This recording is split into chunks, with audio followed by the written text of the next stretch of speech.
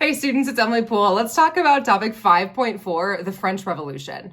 Now, here's the deal. I bet your teacher did a phenomenal job covering the French Revolution because it's everyone's favorite revolution. The chaos, the bloodshed, Robespierre, the guillotine. I mean, it's stunning to study. Because of that, I'm going to keep this video short, sweet, and to the point about exactly what you need to know based on the course exam description from the AP European History test.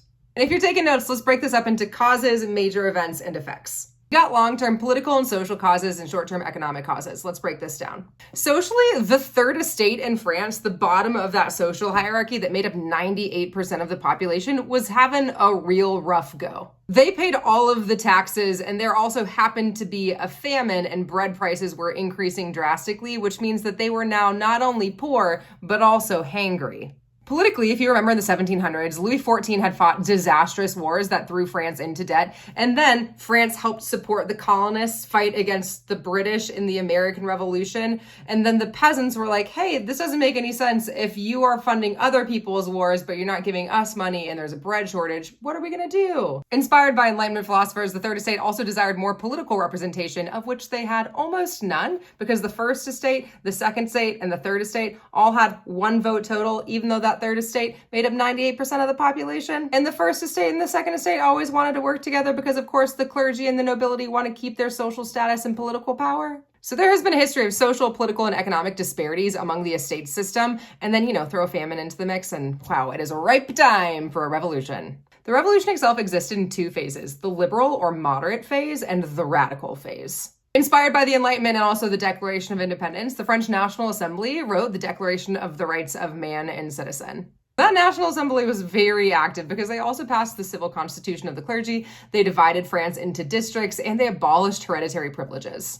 They were really trying to get rid of that old ancien regime in France, and boy did they, with writing a constitution of 1791 that they then forced King Louis XVI to sign. Man, that National Assembly got a lot done in the first 3 years of the revolution. But then outside forces try to get involved in what's going on in France, specifically Austria and Prussia, because, Marie Antoinette was Austrian after all, and then France declares war on them, and then everything just descends into chaos after Jean-Paul Marat starts writing L'Ami du Peuple, which really inspires people to turn radical. 1793, 2 years after he signed the Constitution, King Louis XVI was put on trial for treason and then was beheaded via guillotine. Just a reminder, students, this is not the first time that we have seen regicide in AP Euro, because we always got to look way back to the English Civil War.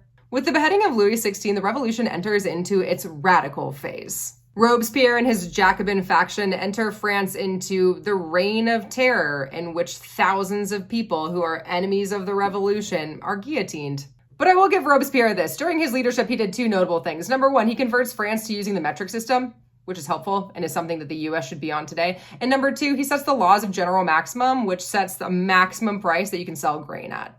Wanting to remove all the vestiges of the ancien regime, Jacques-René Hébert practices de-Christianization, in which he's trying to remove all vestiges of Christianity and the influence of the Catholic Church in France. This results in the creation of a new calendar system with 10-day weeks, also results in Notre Dame turning into the Temple of Reason and the rise of the deistic cult of the Supreme Being. Speaking of that cult of the Supreme Being, Robespierre kind of acts like he might be the head or the god of this new cult, so then he ends up getting beheaded in 1794. His death ends the Reign of Terror and also leads to the rise of a five-man directory who rules over France until eventually Napoleon throws a coup d'etat.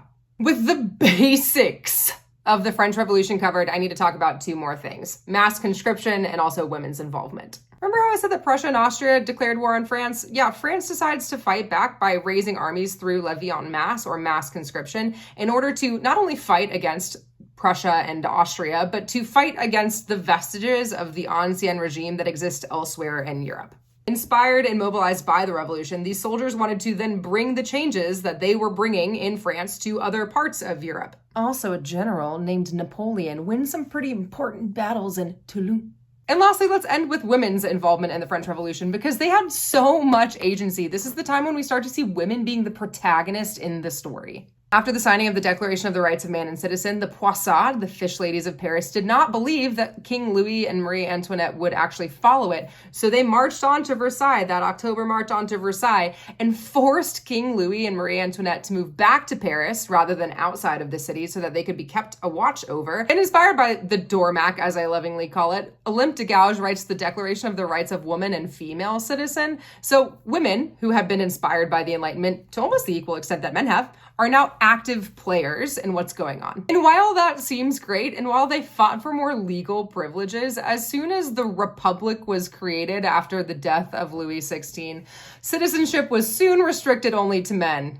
They wanted to improve some things in the Ancien regime, but not all things. While I said I was going to talk only about the things that you absolutely needed to know, I do want to end this by talking about justice for Marie Antoinette, because y'all, she gets such a bad go in history, and it is not deserved. She was 14 years old when she was married off to Louis XVI, and then she inherits all of the problems of France and also inherits all of the wealth of France. And if you are a 14-year-old girl who now has just like the most money you could ever imagine, what are you going to do with it?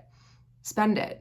You also have a husband who doesn't consummate the marriage for 7 years, which probably puts you in a pretty bad position because your one job as a queen is to birth a male son, and you haven't done that yet because your husband literally won't do it. And don't get me started with the fact that everyone blamed Marie for the problems. It is not Marie's fault. It's Louis XVI's fault. He was such a terrible king. Even considering the differences in their deaths, Marie was wheeled to the guillotine in a tremble, which is an open-air carriage, which means that she was jeered and had things thrown at her the entire time that she was taken, 8 months after her husband died, to her death. I could go on, but I like to keep these videos short, so students, as always, you can do it. I believe in you. And never forget, justice first.